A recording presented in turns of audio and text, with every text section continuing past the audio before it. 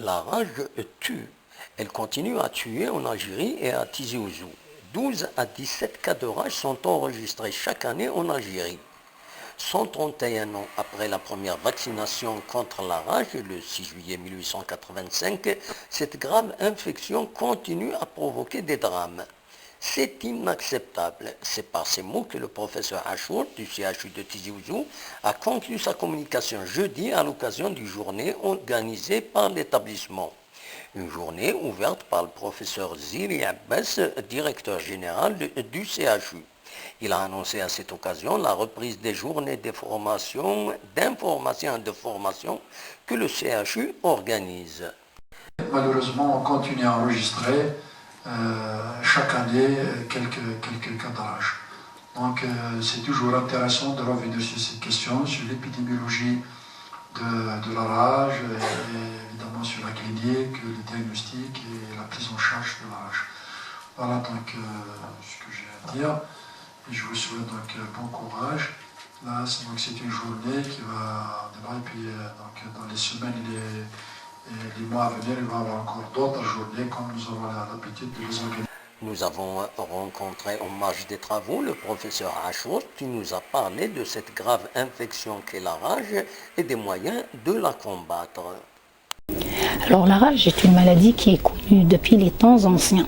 Elle est anciennement rapportée dans la littérature. Les gens savent. En Algérie, les premiers cas ont été rapportés dans une étude qui a été faite en 1948. On en a eu beaucoup. Mais malheureusement, à ce moment-là, on était colonisé. C'était pas tout le monde qui pouvait en bénéficier. Parce qu'avant, le vaccin n'était pas donné, était cher. Mais heureusement, le ministère de la Santé, c'est un vaccin gratuit. Et donc, il y a plus de facilité. Les gens devraient, dès qu'il y a morsure, griffure ou léchage d'une peau excoriée, il faut se présenter. Il ne faut pas omettre. Et le souci que nous avons, c'est les enfants et les sujets âgés. Pourquoi? Parce qu'ils banalisent. C'est une maladie à ne pas banaliser. Parce qu'une fois déclarée, il y a des signes cliniques, elle est létale à 100%. Elle tue. Il n'y a rien à faire. On ne peut rien faire. Sauf ce qu'il faut savoir, quand un malade consulte, même avec un retard par rapport à la date de la morsure ou de la griffure par un chien errant, surtout, c'est les réservoirs les plus rapportés chez nous, les plus incriminés. Il y a les chats, maintenant on rapporte les ânes, on rapporte les bovins, on rapporte les singes, les sangliers et récemment les chacals. Il faut consulter. Consulter, on n'a pas le droit de refuser la vaccination. L'idéal, c'est la sérovaccination et celle-ci s'applique en fonction des grades. Quand c'est des lésions graves, quand elles sont multiples, en fonction de leur siège, au niveau de la face, au niveau des parties richement vascularisées, au niveau des organes génitaux, il faut séromiser. Et c'est quoi la séromisation? Séromisation, c'est se présenter, on vous fait un protocole, vous êtes sous surveillance médicale. Il n'y a pas de risque. C'est vrai qu'il y a les risques des effets d'un sérum, mais on est là.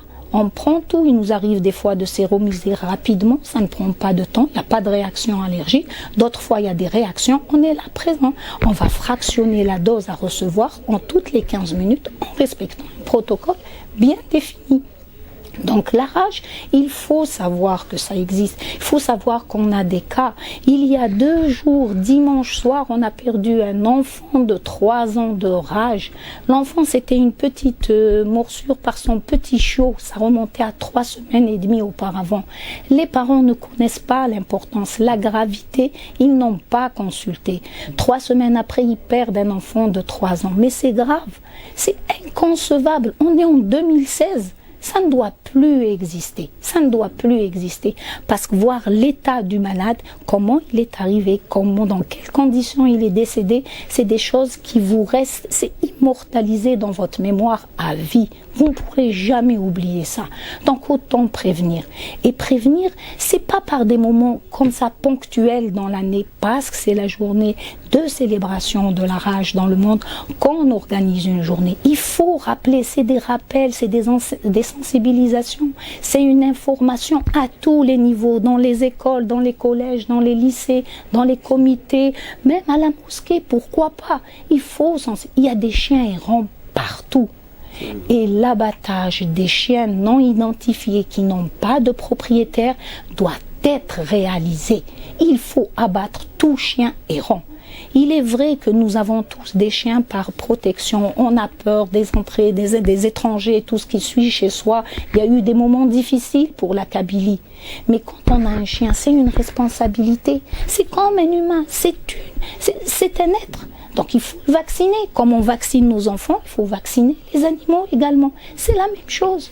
Dites-moi, il y a une différence entre le vaccin et le traitement antirabique. Bien. Alors, quand on dit un traitement antirabique, il y a deux volets. Il y a le sérum et il y a la vaccination.